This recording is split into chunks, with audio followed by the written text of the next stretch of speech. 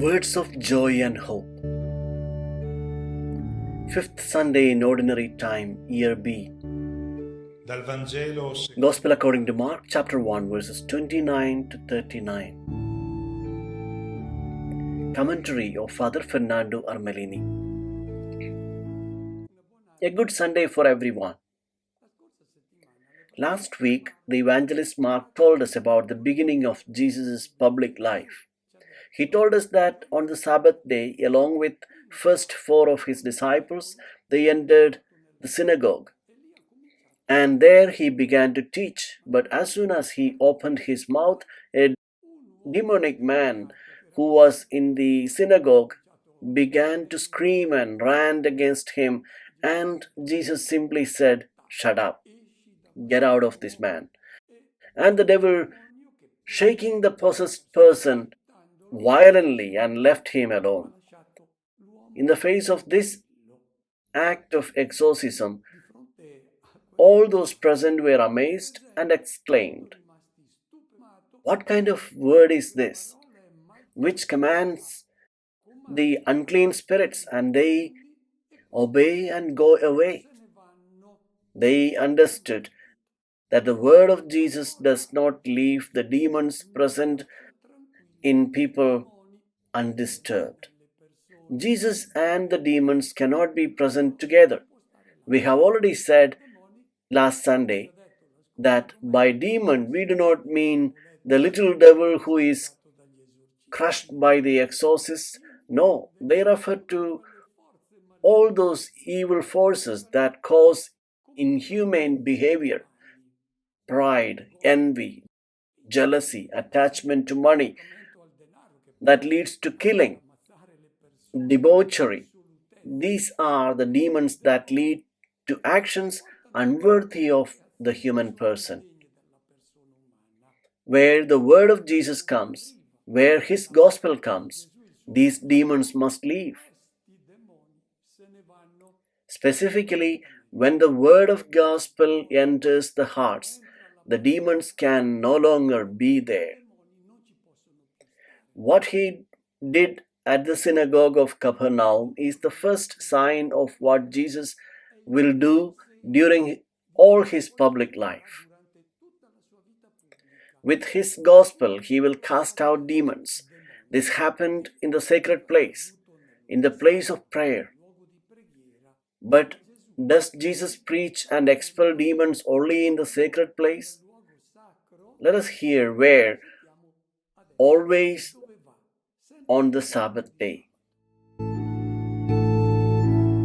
On leaving the synagogue, Jesus entered the house of Simon and Andrew with James and John. On the first day of Jesus' public life, some episodes occurred that are related by the evangelist Mark.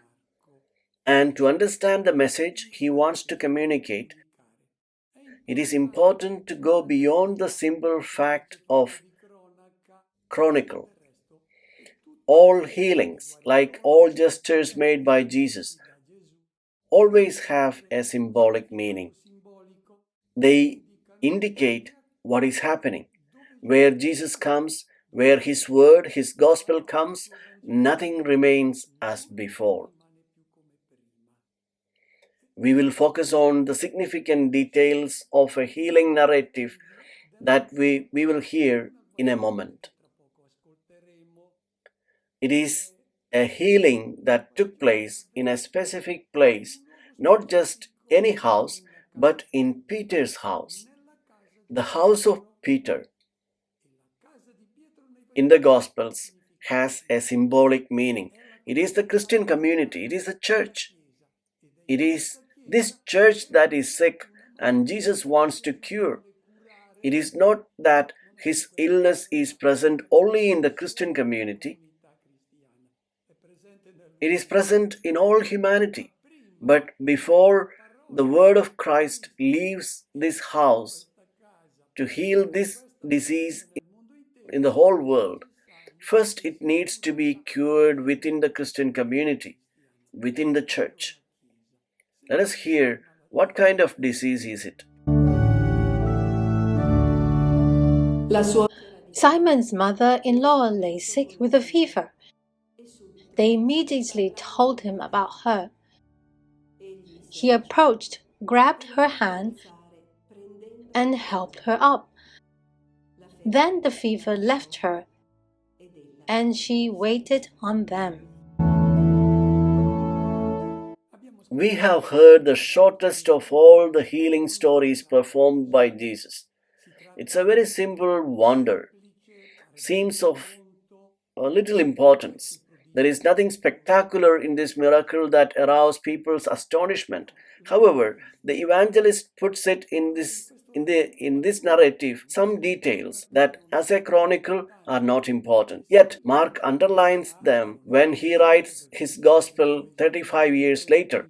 If he remembers it in spite of not being personally present in the scene, it means he wants to tell that these details have a symbolic value. It is an invitation to read this story as a parable. First of all, who is the sick person and where is she?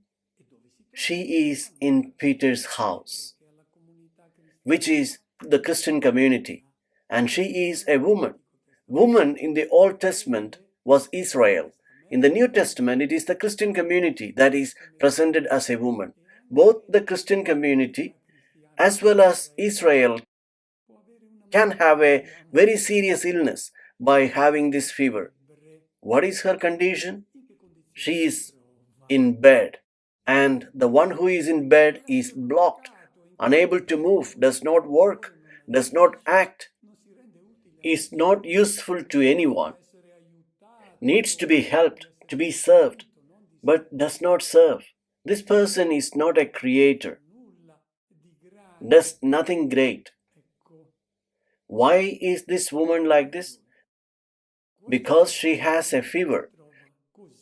Let us make the diagnosis of this disease. What causes the condition of not moving, of being served? It is the bad impulse, the instinct that leads you not to serve your brother or sister, but to dominate them, and then you do nothing. You don't care what they may need because you think about yourself. You think about being served. This fever is what leads you to behave in the opposite way of a disciple of Christ. It is the fever that immobilizes you, blocks your capacity to love, that is, to serve your brother and sister. We found this fever in Peter's house. In chapter 9, it is said that Jesus enters the house with his disciples. Not just any house, he enters Peter's house. And when he arrives, he asks his disciples what they were talking about on the road. And they shut up because they were embarrassed. They had discussed who was the greatest among them, who is able to dominate over others and make himself served. This is the fever that Jesus wants to cure.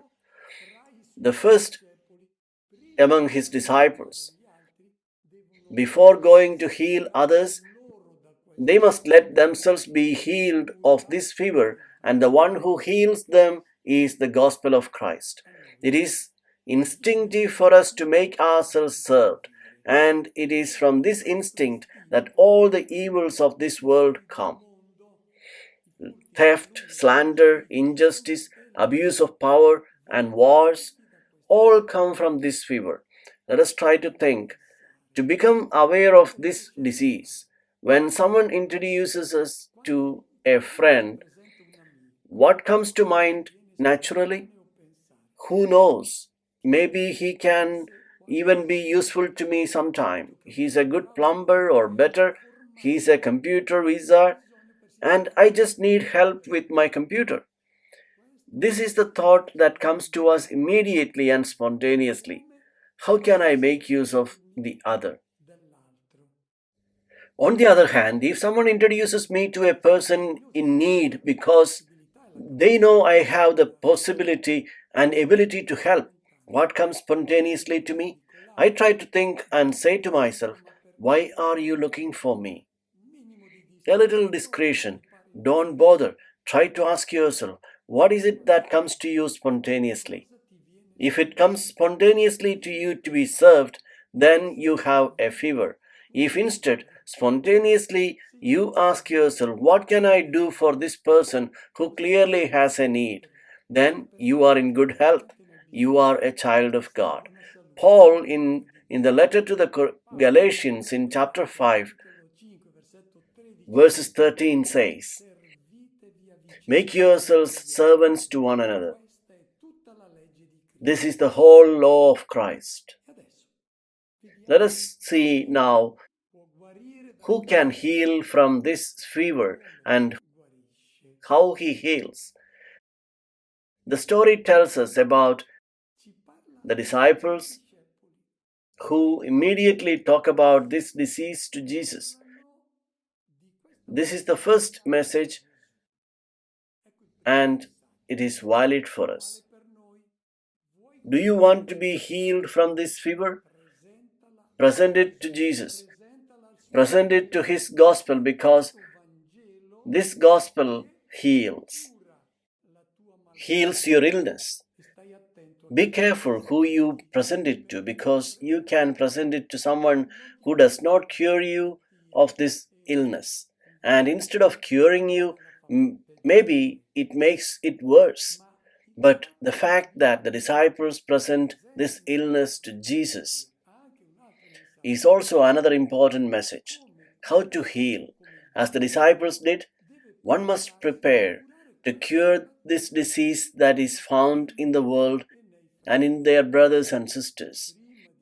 Before healing your brother or sister, you must talk to Jesus about it. Make the diagnosis together with Him of the disease of your brother or sister, because otherwise, if you do not tune your thoughts to the Master's, you will not cure that disease, and maybe you make it even worse.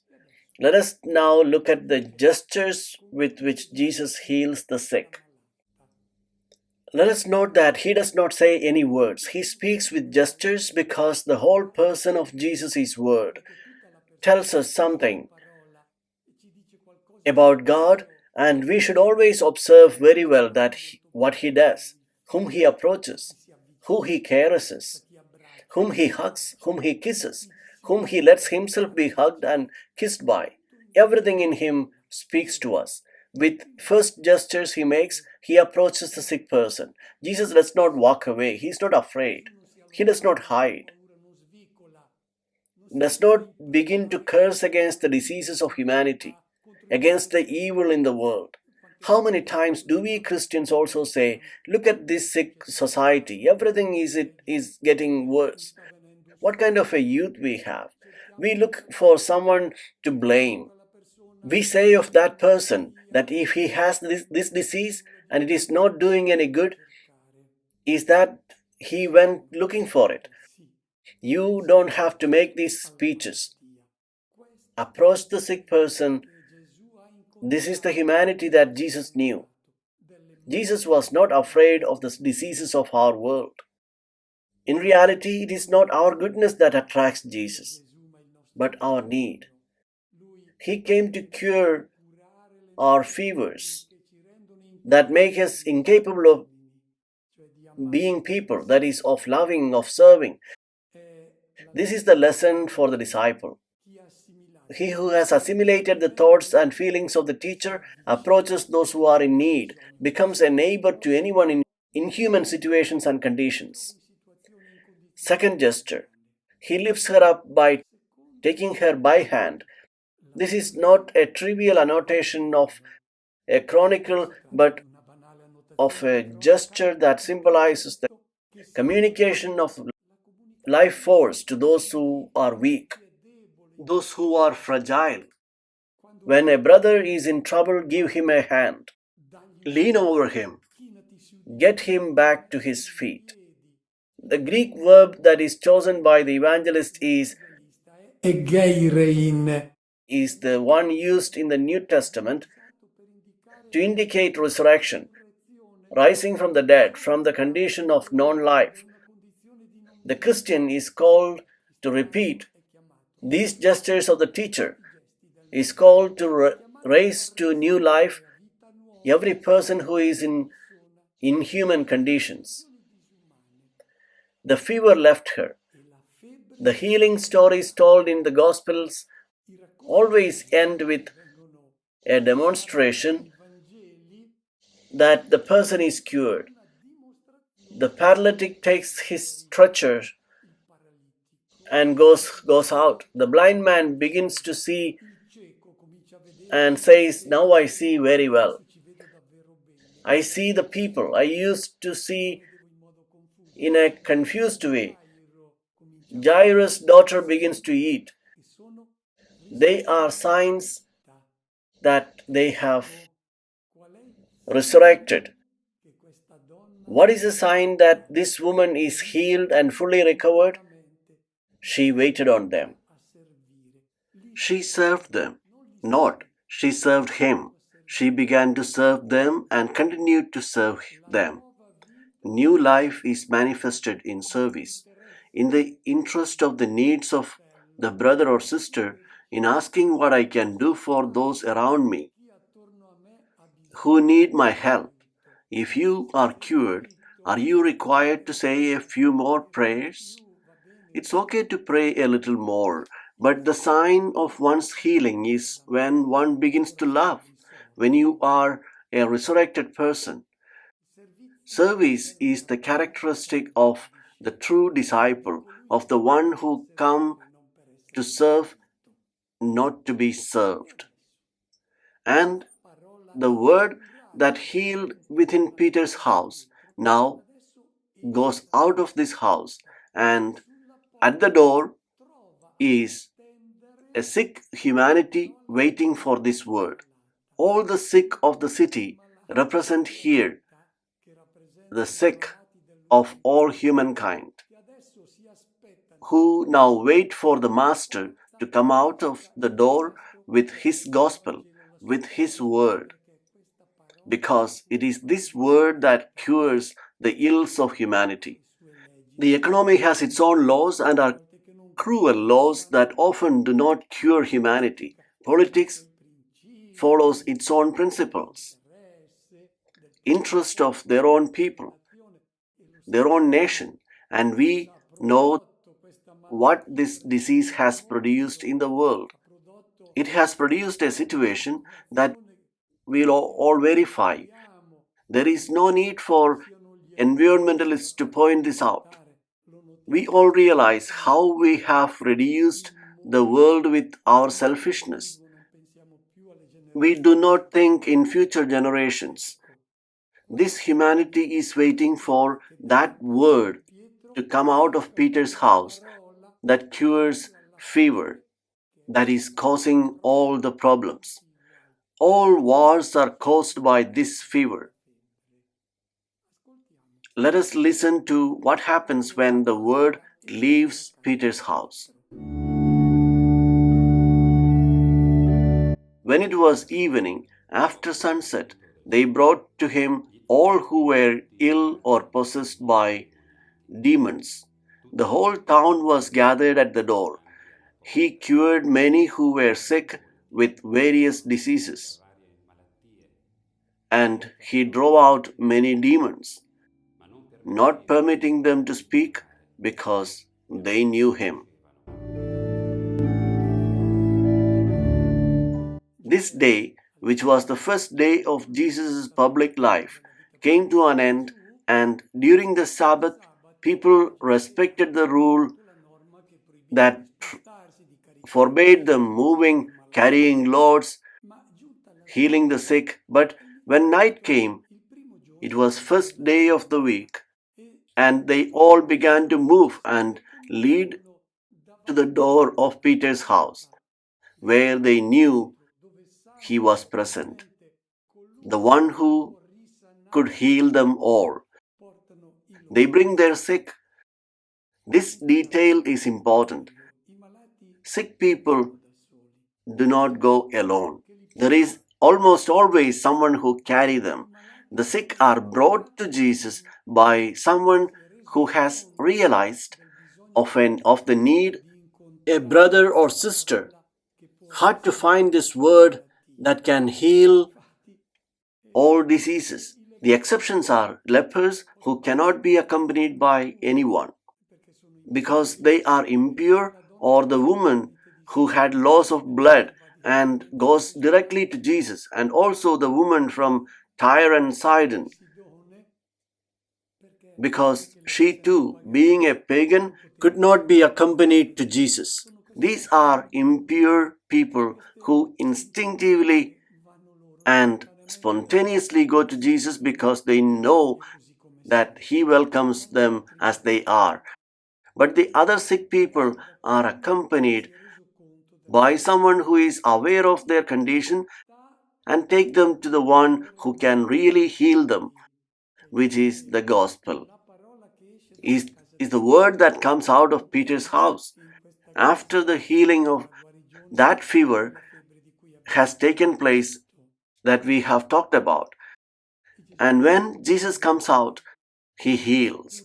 He heals all those who needed to be healed and does not let the demons speak. The demons, of course, as we have said, are all those forces of death that are present in man.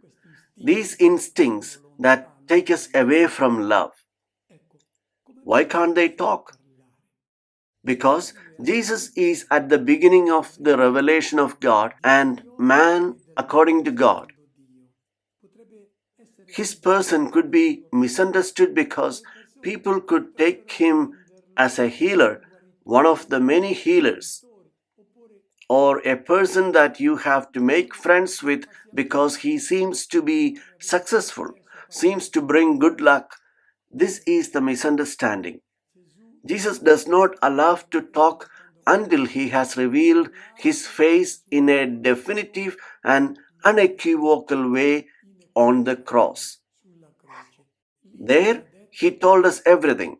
More than that, He cannot tell us about the love of God and about the man who has managed to love to the point of giving everything of himself. He who has understood this can speak of Him. But until he has come to see where He gave His love, is better not to talk about Him. It is the end, therefore, of this day that Mark places at the beginning of his gospel because it indicates how all the days of Jesus' public life will be. It is night. Everyone is going to rest. Let us hear how the next day begins. Rising very early before dawn, he left and went off to a desert place where he prayed. Simon and those who were with him pursued him, and on finding him said, "Everyone is looking for you." He told them, "Let us go on the nearby village, that I may preach there also. For this purpose have I come." So he went into the synagogue, preaching and driving out demons throughout the whole of Galilee. Now Mark tells us how Jesus begins his days with prayer. And prayer is not a simple gesture of a sign of the cross that we see done before a short competition. It can also be a just before starting a trip or before starting a job. If it is not a superstitious gesture, it's a nice gesture because it reminds us that we are disciples of Christ. Morning prayer means seeing with the Lord the day that awaits us and is about to begin. It means listening to Him, how we have to live this day. And maybe we should tell Him, today I am going to meet my boss who is a rude guy, who is always nervous. and I will listen to the Lord and how I have to behave if I want to be a disciple of Christ. Even if my instinct tells me that I have to answer him back because he deserves it, I have to listen to what the Lord tells me. If I don't pray, then I behave like everyone else, not as a disciple of Christ. If I pray in the morning, I hear the Lord telling me what brothers or sisters I am called to serve and with what disposition I have to approach them. And do not tell me what you do not listen. The word of the Lord who speaks to you because you are his disciple. If you know the gospel, then you know how Jesus thinks. When you present your problem to him, you listen to what he says. If, on the other hand, we do not pray during the day, we let ourselves be overwhelmed by the doing, and all the day long we spin around and round like a top, and we arrive at the night exhausted. We may have earned a little more money, but we spend it on stress, and we have to buy medicine. And that's exactly what happens to Peter. In the morning, he doesn't pray. He is agitated and anxious because when he leaves the house, finds all the people at the door waiting for his service, waiting for Jesus, waiting for the word that heals them. And Jesus is not there. Here, says Peter, there is so much to do, and he who is in charge is not here. He went to pray. Peter has not been cured of the illness, of the fever. He believes that he has Jesus at his disposal to be able to adapt to his dreams, which are the dreams of power.